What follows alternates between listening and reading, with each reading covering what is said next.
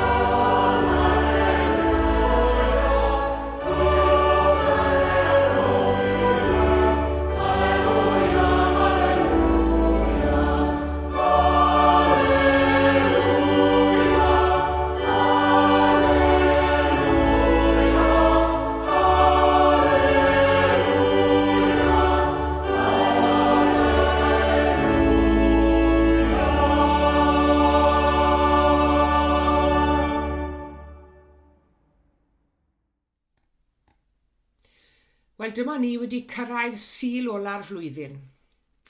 A phwy fydde wedi meddwl nôl yn mis Mawrth pam ddechreuon ni ddarlledu oedfeion yn ddigidol fel hyn, a bydden ni wrthi yn gwneud hynny o hyd ar sul ola'r flwyddyn 9 mis yn ddiweddarach. Ryw 35 sul yn ddidor, fi'n credu, I ni wedi bod yn darlledu'r oedfeion hyn. A fi'n gwybod fod nifer ohonoch chi wedi bod yn ymuno ni yn gyson o sul I sul. Gai ddiolch yn fawr iawn I chi am eich cwmni ac am eich cefnogaeth. Dyma ni wedi cyrraedd diwedd y flwyddyn felly. Yna flwyddyn mae wedi bod yn dyfe. Be sy'n well gyda chi tybed? Diwedd rhywbeth neu ddechrau rhywbeth? Wrth gwrs mae yn dibynnu ar beth yn union yw'r rhywbeth hwnnw. Fe fe chi'n gofyn I blentyn ysgol, be sy'n well gyda nhw? Diwedd tymor neu ddechrau'r tymor? Mae'n siŵr gen I bydd yr ymatebion yn amrywiol iawn. A na dymor maen nhw wedi cael yn dyfe, yn plant yn pobl ifanc ni, y tymor diwetha hwn. Be sy'n well gyda chi dechrau'r gwyliau neu ddiwedd y gwyliau? Dechrau'r llyfr neu diwedd y llyfr? Dechrau'r ffilm neu rhaglen dyledu neu I diwedd? Mae'n dibynnu wrth gwrs beth yw'r rhywbeth hwnnw I ni'n sôn amdano. A dyma ni wedi dod at ddiwedd flwyddyn. Mae croesi trothwy'r flwyddyn newydd yn brofiad anodd I rai bobl. Rhai yn gwely'n anodd iawn I ffarwelio'r hen flwyddyn a'i atgofion a'i phrofiadau, tra bod eraill yn dathlu dyfodiad blwyddyn newydd. Fe fyddwn ni ymhen ychydig dyrnodau yn wynebu blwyddyn newydd arall, y flwyddyn 2021. A mae'n teimlo fel dim ond ddoi y byddwn ni'n dymuno blwyddyn newydd dda i'n gilydd ar gychwyn 2020, ond dyw amser wedi hedfan dwedwch. Ac ychydig o'n i'n gwybod wrth I ni ddymuno blwyddyn newydd dda i'n gilydd ddechrau'r flwyddyn hon, a byddech chi a fi a'r byd cyfan yn profi'r fath flwyddyn ac yr ydyn ni wedi cael yn ystod 2020. Shwt I ni felly yn meddwl am flwyddyn newydd? Fe allwn ni feddwl am flwyddyn newydd yn hermau darn glân o bapur, a neb wedi sgrifennu arni eto. Neu fe allan ni feddwl am ddechrau flwyddyn newydd fel cae yn llawn eira, a neb wedi cerdded ar hyd y cae, neb wedi gadael ôl troed arni hyd yn hyn. Shwt I chi felly yn edrych ar flwyddyn newydd? Un ffordd rydw I yn edrych ar flwyddyn newydd yw fel eistedd o flaen y cyfrifiadur Ac ar y llweddill y cyfrifiadur sydd o'mlaen ni, mae yna nifer fawr o fertymau gwahanol, ac i bob un i swyddogaeth arbennig. Ac yn wir, wrth i ni wasgu'r gwahanol fertymau, mae yna bethau gwahanol yn digwydd yn does. Anghofiai fyth pan ges i nid yng nghyfrifiadur, ond ym mhrosesu'r geiriau cynta. Chi'n cofio rheini dwedwch? Ar ôl y teipiadur. Wrth yngweld i yn paratoi pregeth ar ym mhrosesu'r geiriau un diwrnod, fe ofynodd ym mam gi I fi, os wysgwch chi'r botwm P ar eich peiriant fyna, meddai, odi hynny'n golygu fod na bregeth yn dod ar y sgrin? Wel, da o beth byddai pe bai hynny yn medru digwydd, ond gweitha'r modd nid fel na mai hi.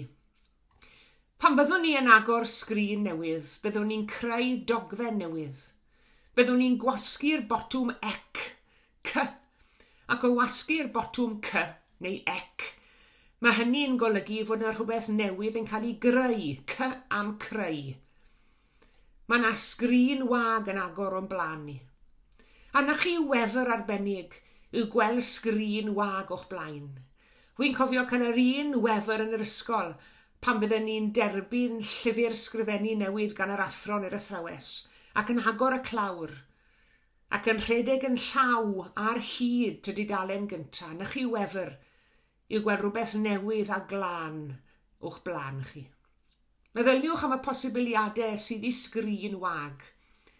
Pa eiriau ddaw I lenwi'r sgrin? Faint o foddhad y fydd wedi gorffen? Ond gyda'r wefr, mae yna bryder hefyd, mae yna ofid. Ble mae dechrau? Sut mae dechrau? A'i rhyddhad y fydden ni deimlo wedi gorffen? Ond ydy dyna yw'r gwir gyda bob dechrau newydd. Mae fel petai yna gyffro ac ofn yn gymysg a'i gilydd ar ddechrau rhywbeth newydd, a wy'n credu bod hynny'n wir am flwyddyn newydd hefyd. Mae yna gyffro, wrth gwrs, ond mae yna ofn hefyd. Y ddau beth fel petai nhw'n bleth yn ei gilydd. Gwefr y posibiliadau, cyment gyda ni edrych mlaen tuag eto. Tybed ba profiadau pleserus newydd y ddaw i'n rhannu yn y flwyddyn 2021. A gawn ni gerdded I gyfeiriadau newydd a fydd yn rhoi mwynhad I ni. A gawn ni ar ddiwedd Rhagfyr flwyddyn nesaf, edrych yn ôl gyda balchder ar y pethau bu'n ni lwyddo I gwneud. Ond wrth gwrs mae yna bryderon hefyd. Mae yna bryderon ar ddechrau bob blwyddyn newydd, ond yn bendant mae yna ofid a phryder wrth I ni gamu I fewn i'r flwyddyn newydd 2021. Ofnau i'r dechrau'r flwyddyn. Ofni methu dechrau'n iawn. Ofn siom a chrwydro digyfeiriad. Ofn y tywyll a'r anobeithiol. Ofn yr edrych yn ôl mewn dicter neu gywilydd. Ac yn ein achos ni, y flwyddyn newydd hon wrth gwrs. Ofn effeithiau Covid-19, y pandemig yma sydd wedi cydio yn ein byd ni, ac sydd wedi dod â'n byd ni stop, sydd wedi'n parlysu ni'n llwyr. Mae'n gwbl naturiol felly fod yna ofn wrth I ni wynebu'r flwyddyn newydd. Ond mae dechrau yn bwysig. Mae dechrau da yn bwysig hefyd. Sgwn I faint o amser buodd Marc yn pendroni ynghylch dechrau fersiwn ef o hanes Iesu Grist. Ai mewn fflach sydyn o ysbrydolrwydd y daeth y frawddeg agoriadon, neu a fydd e'n chwysu'n hir ynghylch I ddewis o eiriau. Beth bynnag yw'r gwir, ni ellir fod wedi cael dechrau gwell, dechrau positif, dechrau esterlon a dechrau gobeithiol iddi Efengyl e. Dyma'r frawddeg agoriadol I Efengyl Marc. Dechrau Efengyl Iesu Grist, mab Duw. A fanna mae dechrau. Dechrau gyda Duw a wna Marc. Ac o bryn allwn ni ddymuno dechrau gwell I flwyddyn nac ysbryd dechreuad Marc fan hyn. Efengyl Iesu Grist mab Duw yw'r dechrau I Marc a dyna'r dechrau gorau I ni hefyd. A rwy'n siŵr ein bod ni bawb ohono ni wedi dechrau 2020 yng nghwmni Duw hefyd. A'n bod ni yn ystod y flwyddyn diwetha'n arbennig wedi pwyso arno fe, wedi pwyso ar ei arweiniadau, wedi gwerthfawrogi gwmni fe wrth I ni brofi'r hyn I ni wedi profi yn ystod y flwyddyn diwetha. Mae Duw eto wedi rhoi sgrin wag i ni i'w llenwi. Peth cyffroes iawn yw gwasgu'r botw ec, y creu a'r gyfrifiadur. Dechrau y flwyddyn newydd, creu blwyddyn newydd, ond camu fewn i'r flwyddyn newydd honno, yng nghwmni Duw a Iesu Grist. Ond yma ni bellach wedi dod at ddiwedd blwyddyn 2020. Sut olwg sydd ar sgrin y cyfrifiadurol y flwyddyn hon yn ein hanes ni tybed? Mae'r sgrin yn llawn bellach yn Duw hi. Mae'r patrwm wedi greu. Mae'r ddogfen bron a bod yn gyflawn, ac fe fydd hi'n braf iawn cael gwasgu'r botwm finish edit am y tro olaf ar ddiwrnod ola'r flwyddyn. Mae sgrin wag Ionawr diwetha bron a bod yn llawn. Mae'r cyfle a gawson ni greu ein patrwm unigryw y fywyd bron yn llawn. Mae'r cyfle a gawsom i greu yn patrwm unigryw y fywyd yn ystod 2020 bron a dod i ben. Fe fi wrth gwrs rhyw bethau nad oedd gyda ni reolaeth drostyn nhw, ac yn arbennig felly pandemig y Covid-19. Fe'n gorfodwyd ni i ffordd o fyw newydd nad oedd y rhan fwyaf ohono ni wedi brofi eriod o'r blaen. Fe'n gorfodwyd ni gan bobl eraill a chan ddigwyddiadau i lunio patrymau na fydden ni falle wedi dewis i llunio nhw'n hunain. Ond y rhan fwyaf o'r amser, ni oedd yn gyfrifol am lenwi'r sgrin a llunio'r patrwm. Ac os ydyn ni'n edifar wrth adolygu'r ddogfen orffenedig, pryn y gallwn ni feio neb na dim o'n ni'n hunain. A does yna ddim byd bellach y gallwn ni wneud i newid y camgymeriadau yn y chwaith. A dyna lle mae'r cyfrifiadur yn rhagori yn dyfe. Mae'r gallu gan y cyfrifiadur i gael gwared o gamgymeriadau a newid y patrwm yn llwyr. 2 fotwm hynod o ddefnyddiol ar y peiriant yw delete a cut. Fe fyddai'r gallu yna'n ddefnyddiol iawn wrth adolygu'r flwyddyn 2020 wy'n credu. Ond gadewch i ni gofio, os na allen ni newid camgymeriadau, gadewch i ni gofio fod yr Efengil yn cynnig rhywbeth fwy o lawer i ni. Mae'r Efengil yn cynnig maddeuant i ni. Mae'r Efengil yn cynnig cyfle arall i ni, cyfle newydd. A dyna'r newyddion da buon ni'n dathlu deuddydd yn ôl. Ganwyd i chi heddi yn tref Dafydd Waredwr, yr chwn yw'r arglwydd. Dyna'r newydd da. Dyfodiad gwaredwr i'r byd sef Iesu Grist, sydd trwy'r groes am ein rhyddhau ni o bob bai, sydd am ein rhyddhau ni o bob diffyg, sydd yn ein rhyddhau ni o bob methiant. Yr un sydd yn yr atgyfodiad yn cynnig cyfle newydd i ddechrau eto gyda sgrin wag. Gyda gef y cawson ni'n hannog i ddechrau'r flwyddyn 2020, a does neb gwell i orffen y flwyddyn yn ei gwmni chwaith.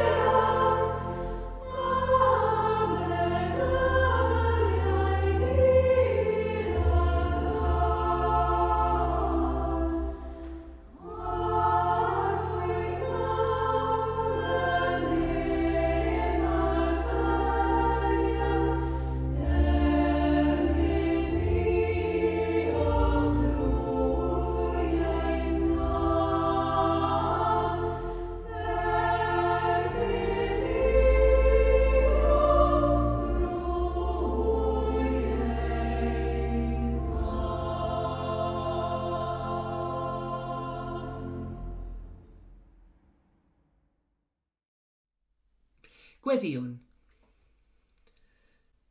Arglwydd wrth i ni ddod i ddiwedd mis Rhagfyr. Cyflwnwn ni ti'n bywydau yn ystod y flwyddyn. Diolchwn am y bobl hynny i cwmni a'i cariad a wnaeth y flwyddyn yn werth i byw. Diolchwn am y digwyddiadau roedd o flas ar fywyd a mwynhad i ni. Diolchwn am y profiadau pleserus ac anodd a fi'n gyfryngau'n dysgu a'n heiddfedu. Diolchwn i ti Arglwydd am bob ymdrech a fi yn ystod y flwyddyn aeth heibio i atal lledaeniad y feirws Covid-19. Diolch i ti Arglwydd y fod ti gobeithio wedi plannu synwyr cyffredin a doethineb yn ein meddyliau ni ac yn ein calonnau ni, i fyddhau i'r cyfarwyddiadau rhoddwyd i ni. Oherwydd Arglwydd mae'r hyn sydd wedi digwydd dros y 9 mis diwetha wedi'n hysgwyd ni i'r byw. Fedrwn ni bethau ddeall yn iawn. Ond i ni yn gwybod Arglwydd ein bod ni'n wynebu blwyddyn newydd go bryderus. Helpa ni Arglwydd i gamu dros y trothwy yn dy gwmni di. Ac yn union fel y dechreuodd Marc i efengu lef gyda Duw a Iesu Grist, helpa ni hefyd Arglwydd i gamu fewn i'r flwyddyn newydd yn dy gwmni di. Wrth i ni edrych yn ôl dros y 12 mis diwetha, maddau ein camddefnydd ni o'r flwyddyn. Yr amser y wastraffwyd a'r cyfleoedd y gollwyd. Y geiriau na ellir i tynnu nôl. Y camgymeriadau na ellir i newid. Rhyddha ni o ddiwrthynt yn Iesu Grist, fel y gallwn afel yn y cyfle newydd sydd i ni'n wastad yn ddoef. Cliw ein gweddi felly o Dad, ac nid yn unig y weddi gyhoeddus hon, ond bob gweddi ddistaw y ddawith gliwd i heddi y fori ac i fewn i'r flwyddyn newydd. Gofynnwn hyn yn enw Iesu Grist, ein harglwydd a'n gwaredwr, a'n dysgodd ni wrthweddio i ddweud gyda'n gilydd. Ein Tad, yr hwnnwyt yn y nefoedd, sancteiddi dy enw, deled y deyrnas, gwneler dy ewyllus, megis yn y nef, felly ar y ddeiar hefyd. Dero i ni heddiw ein bara bainyddiol, a madda i ni ein dyledion, fel y meddiwn yna i'n dyledwyr. Ac na garwen ni brofedigaeth, eithyr gwared ni'r rhag drwg. Can i seiddo ti yw y deyrnas, a'r nerth, a'r gogoniant. Yn oes oesoedd. Amen.